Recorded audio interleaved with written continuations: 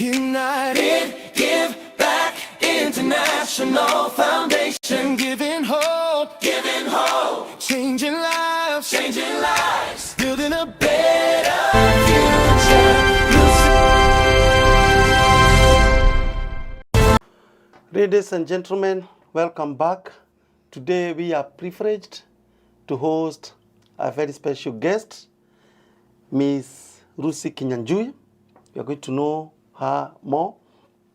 Yeah, she is a visionary reader, entrepreneur, philanthropist, and the founder of Kinyanjui International.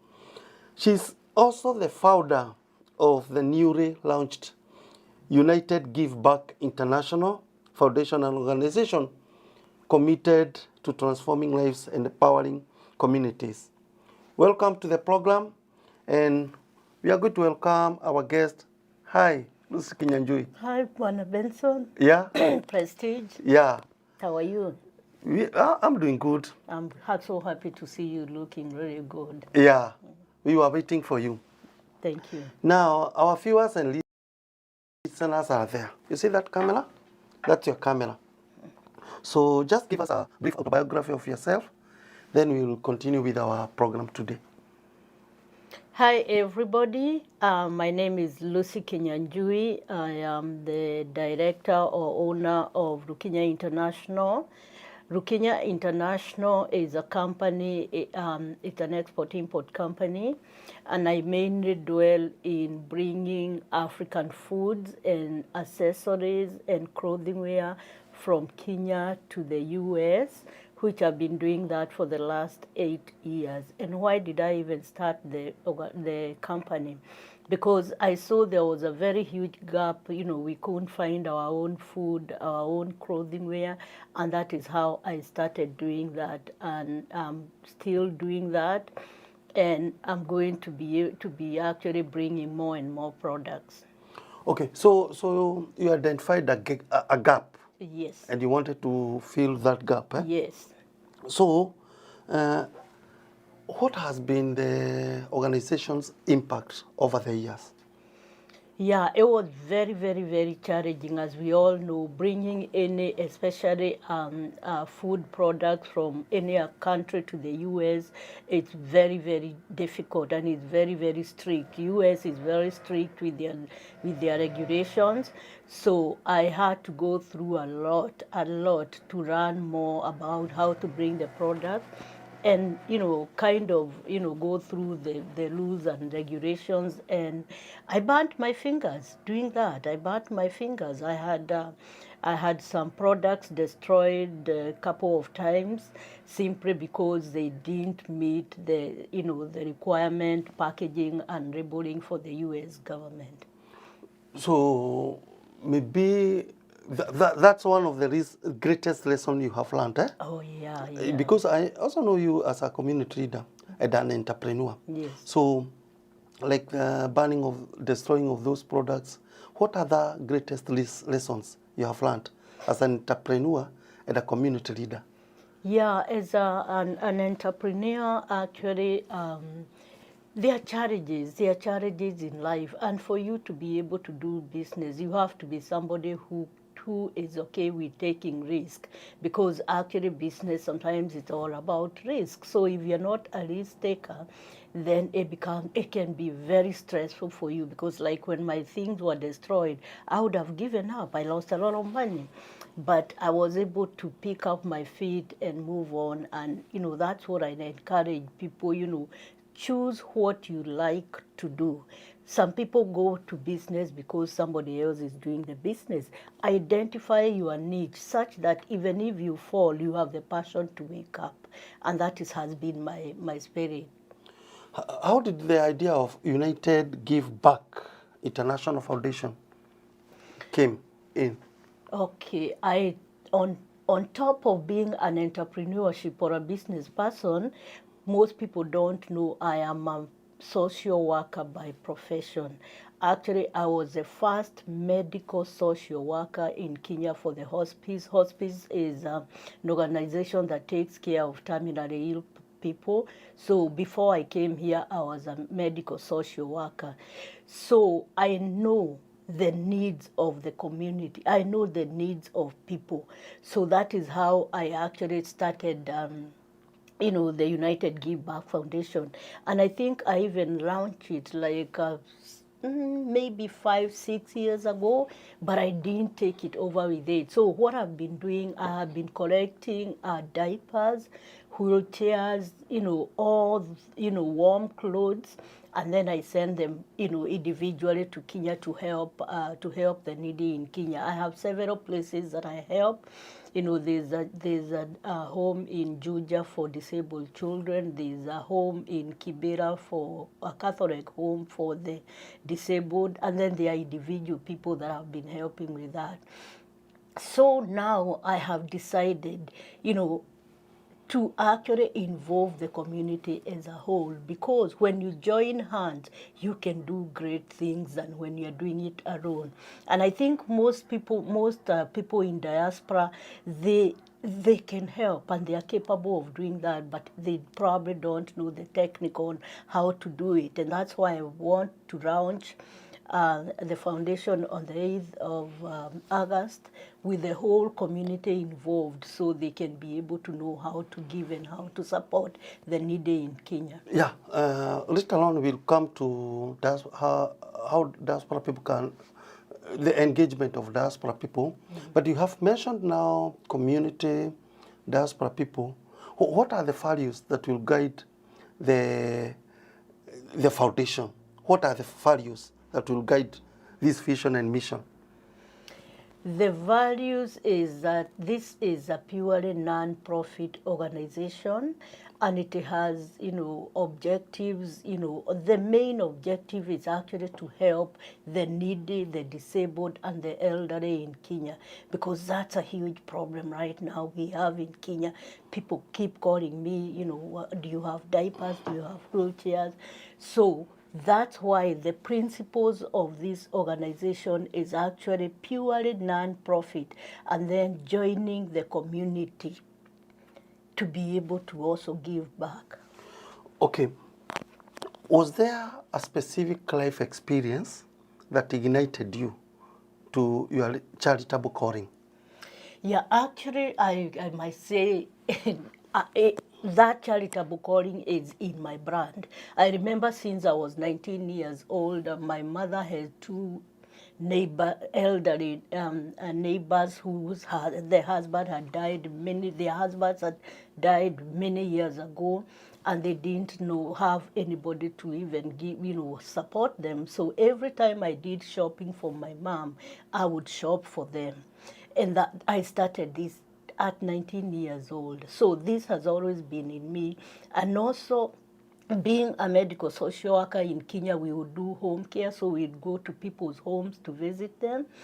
And it was very devastating. Like one time, there was a Somali young guy who had cancer, and we were taking morphine to him, but he didn't even have a stove to eat. You cannot take morphine without food in your stomach. I remember going to the store, buying him a stove and buying him some food to come and be able to cook something. So it has always been in me. It's not something that new. Since I was young, 19 years old, I've been doing charitable work. You have mentioned non-profit. What motivates you to continue serving people despite the challenges you get through non-profit organization? I think this, again, it's in me, and it is in the joy of giving. Because me personally, I feel, even when I don't have, sometimes I go out of my way to give. In fact, there's a time my family thought I was crazy because I don't have money, but I'm still giving to the needy.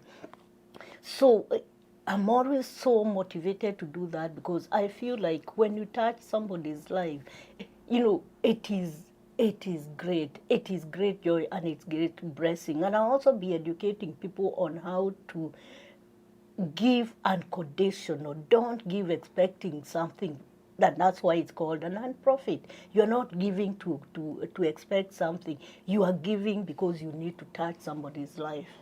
Okay, what impact do you hope to leave, uh, to live through your humanitarian work?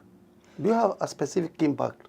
Would you like to leave? Yes, I Yeah. think I don't want to ever be remembered as the first, as an entrepreneur or the director of Kenya International, but I want to be remembered by the impact that I have done in changing people's life in Kenya, because I see the need, I see the problem, and I don't think sometimes we can wait for the government to solve such problems. We are lucky we are here in diaspora.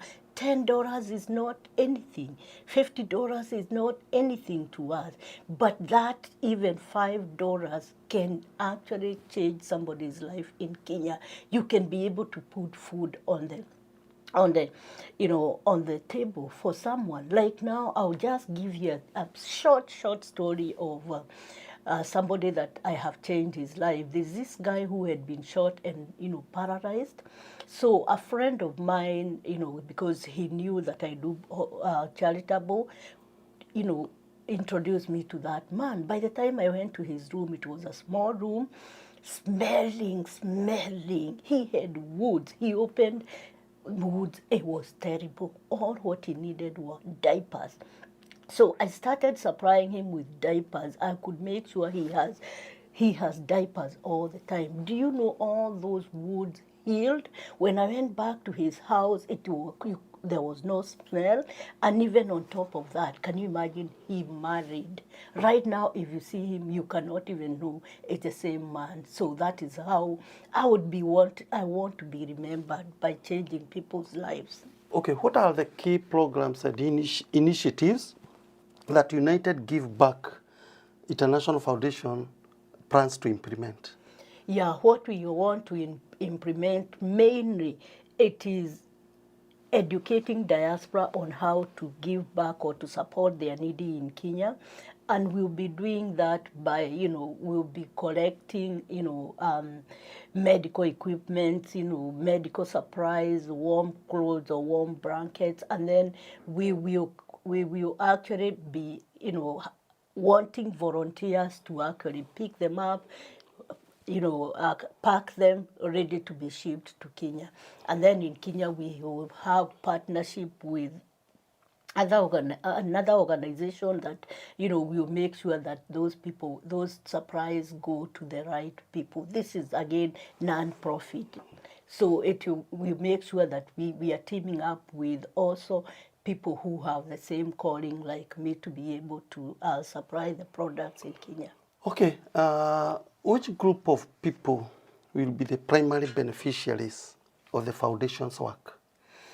Mainly, actually, they are the disabled people, because they are the ones who need those incontinence. And let me tell you, those incontinent supplies in Kenya, a small box goes for 2,800.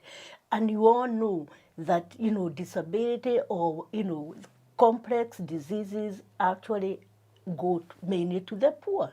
So is that person going to go and buy that diaper for 2,800 or put some ugali and sukuma on the table? And that is where United Give Back Foundation comes in to improve their lives, their dignity. They don't have to smell, they don't have to have those foods, because they have those supplies that they can use. They are readily available for them. I'm sure you have short-term and long-term goals for the foundation. Where do you see yourself in 5 years or 10 years? In 5 years, I would want here in the diaspora to have a big warehouse, with volunteers who, and then I'll be soliciting for donations from all over. Right now, I'll mention something. There's another non-profit organization that actually has donated to me 40 food container, 40 food, full of all medical supplies and equipment, wheelchairs, walkers, diapers, and all that to go to Kenya. So in future, I would want the non-profit to actually be like that non-profit, such that we are able to solicit it for those things, have the financial capability, because like when he donates, he expects the community to actually meet the cost. So I want the non-profit that can be able to solicit it for the items, and then fundraise to be able to make those things, get to Kenya. Okay, how will you measure the success or the impact you make to the communities you serve? What you'll be doing, even in Kenya, sorry, yeah, I was also going to be in Kenya, what my vision is. My vision is, and I have already right now decided on a short plan. My mother, when she died, because she died after her mother, she gave us all, piece of place or that. So I have decided to dedicate one of the houses that she gave to us as family, where she was living, to be able to be the first, place where we put those as the headquarter of the non-profit, to be able to keep the equipment and how people come and pick them when they need them or they're taken to them. But even in Kenya, I hope to have, that non-profit with premises where we have, good warehouse where people can, come and pick, or we can transport those products, because it's not just for the Nairobi area, it's for the whole country. So that is my goal, to be able to have that in place. Okay, many people from diaspora have a desire to give back to their community. How are you planning to involve them through this foundation? Actually, you are 100% right, because as we speak, even the surprise that I was sending to Kenya, I've been sending to Kenya for the last 4 years, they actually come from the diaspora community. Here, especially in Washington State, they all call me. We know you send products to help the kids. Do you need diapers? Do you need wheelchair? Yes. So the community here is already actually supporting me. So, but now we are going to go to a wider age, where not just those people who call me, but we want everybody to be part of it, because we can be able to actually work together as a whole community and make a great difference in the lives of our people in Kenya. Why is it that diaspora people are so important, will be so important in the success of this foundation? It will be, yeah, because of course we'll be needing things from here to be able to send to Kenya. So the diaspora community will be a big stake on this, because they are the ones who will also be learning and, and also donating the item. They have clothes that they don't use. People need them in Kenya. So they're also going to be so involved. And also, I would also encourage them to support the foundation momentarily, because we'll be needing money to ship the products in Kenya. We need some people, some staff in Kenya also to be able to supply those products to the needy. So that is where diaspora also community comes in. And this is a very transparency, again I repeat, non-profit organization that will have a running team that will make sure that, the systems are running all in good place. Yeah, apart from resources and finances, we have diaspora people who have expertise, experts in other areas, and have other skills. Will this foundation provide some opportunities for them to participate with their expertise, resources, skills? Actually, 100%. And those are who we call,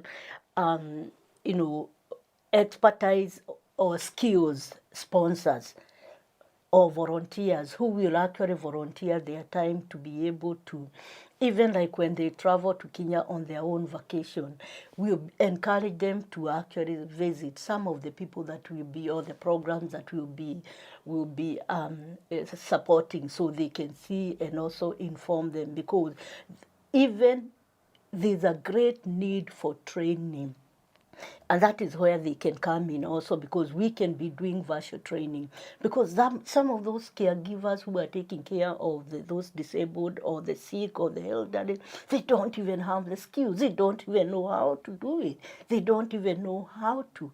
So, and also they have a lot of burnout. So people who are professionals here, we can team up to actually do some educational, support and training to those caregivers in Kenya. So you're inviting people living in diaspora to be partners, mentors, Yes. ambassadors Yes. of this foundation. Eh? Yes. Okay, what message would you like to share with Kenyans and Africans living abroad regarding this initiative? Thank you so much, Mr. Kerry. Actually, this is not just for the Kenyans in Washington State. This is for the diaspora. And when I mean diaspora, it's not just even in US. It is in UK. It is in all Arabian countries, all the other countries. That is why we are going to involve all the diaspora, because we have been blessed. Let us tell God thank you by actually sacrificing our time, our small resources to actually support the needy in Kenya. Okay, are you seeking collaboration with the church, the government, other business people, and also other non-profit organizations? Are you seeking for that collaboration? Yeah, actually, that is my goal. Okay, I'm actually right now we are collaborating with churches, and I'll be going around before the launch in most of the churches. In fact, we are collaborating with the chairman of all the pastors to be able to actually inform the churches about this foundation and the launching, because we want to involve all the churches, because that is where the community is. So we are going to involve them. I'm also going to involve like I've told you, there's already a non-profit that has donated 40 food container to send to Kenya. So I'll be looking for more non-profits. And then I'll also be talking to like the guy who just donated the 40 food container to also run from him. Where do you get donations, and how do you get support, and who other people? We are also going to be, approaching the corporate, because even corporate here, you see, almost every big company like Macy's, like Nordstrom's, they have a community giving program. So you can also approach them, like when you need fundraising, to send the container to Kenya. We can approach, Macy's, Bill and Melinda Gates Foundation. This is what we are doing as diaspora people, and we need support to be able to make sure that those things get to Africa. So I'll be doing a lot of that. Maybe somebody is listening to us, or maybe somebody have heard about this organization and would like to give his or her support, but she or he doesn't know where to start. What word would you say to that kind of a person? Actually, excuse me. Actually, I'll just touch on that on an example. This last Saturday, somebody was calling me on my phone. I didn't know who it was, so I didn't pick my phone because I was busy running around to actually cater for one of our own who needed those things right here. So later on, that's when I picked the phone, and she told me, Lucy, my name is so and so, and I went to visit my friends, and I found they had a whole U-Haul of wheelchairs, diapers, going to dump them in the dump. So she was like, I told them, no, no, no, no, no. I know Lucy. She corrects those things to send to Kenya. So can you please not dump her? Let me get hold of her, and then we can. So they told me, oh yes, we are going to wait until when you're ready. They came and brought a full U-Haul.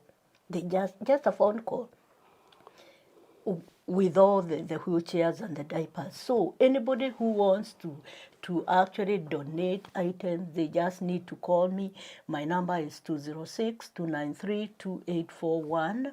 Then we can organize whether you need... Say the number slowly, and maybe you can also give them any other platform or or how they can connect with you. Yeah, before I ask you the last question. Yes, actually they can connect me. We are already actually, I think it's already running the website. Okay, you'll give it me later. We'll post it here Yeah. on the link.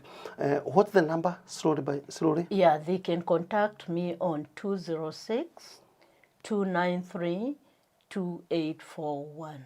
Okay, and you'll give me even the email Yeah, address. I'll give you the email website address name. and the website where they can go and see, what a United Give Back Foundation is doing. Okay, what legacy would you like United Give Back Foundation leave to the future generations? I think I would like the legacy of actually changing people's lives. Let us not be selfish. Let us actually give to the ones who are needy, those ones who they have no one to turn to. And I'm sure we are capable of doing that. And you don't really have to be rich or give or have to be able to support. You can support with your resources, with your time, with your, professional expertise. That is actually what the legacy that I want to grow, that we actually touched people's life in Kenya while we were in America. Okay, your parting shot, your parting words, parting shot. My parting words are, I will tell people that when you give unconditional, let me tell you, your life changes. You live longer, you are happy when you give. And when you give, you are actually doing a service to God. When when you give that thing to help somebody needy, you are giving God, and you are giving a service to God. So I want everybody to actually remember that when you give, you are actually giving to God and you're supporting God's work. So I would encourage people to join hands. Let us join hands. Let us be remembered as diaspora people who change people's life in Kenya. So that is my conclusion, that I would encourage people to join hands together so we can continue doing this. Thank you, Rusi Kinyanjui, for sharing your insights, your inspiring journey, and your vision with us. We wish you success as you read United. I want to mention that word correctly. United Give Back International Foundation in transforming lives and creating lasting impact across communities. Thank you for joining Pacific Waves TV USA, and God bless you. Thank you so much, Kerry Prestige, and God bless you too. Thank you. And you are doing great work also to the community. Thank you. Yeah, this was Kerry Prestige. I was your host, hosting Rusi Kinyanjui. And until next time, if need be, we'll call Rusi again in this platform. God bless you. God bless you.